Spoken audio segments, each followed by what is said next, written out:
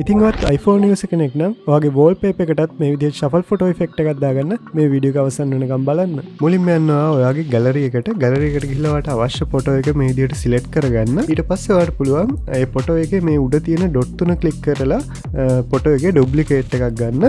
ඊට පස්සේ ඔයාලට ඒ ෆොටෝ එක නැවත සිලෙක්ට් කරගෙන එඩිට් ඔප්ෂන් එකට ගිහිල්ලා එඩිට් ඔප්ෂන් එකෙන් ෆිල්ටර් සෙක්ෂන් එකේ අවසාන ෆිල්ටර් එක මේ විදිහට ඇඩ් කරගෙන ඔයාලට මේක සේව් දෙන්න පුළුවන්. ඊට පස්සේ හෝම් ස්ක්‍රීන් එකට ඇවිල්ලා ඔයාගේ සෙටින්ග්ස් වලට ගිහිල්ලා සෙටින්ග්ස් වල තියෙන වෝල්පේපර් ඔප්ෂන් එක සිලෙක්ට් කරගන්න. මෙතනින් ස්ලයිඩ් කරලා ප්ලස් මාක් එක දෙන්න. දැන් ඔයාලට පුළුවන් මෙතනින් ෆොටෝ ෂෆල් කියන ඔප්ෂන් එක මේ විදිහට සිලෙක්ට් කරගන්න. එතනින් සිලෙක්ට් ෆොටෝ මැනුවලි කියන ඔප්ෂන් එක දෙන්න. ඊට පස්සේ මේ විදිහට ගැලරි එකට ඔයාලා ලොග් වෙනවා.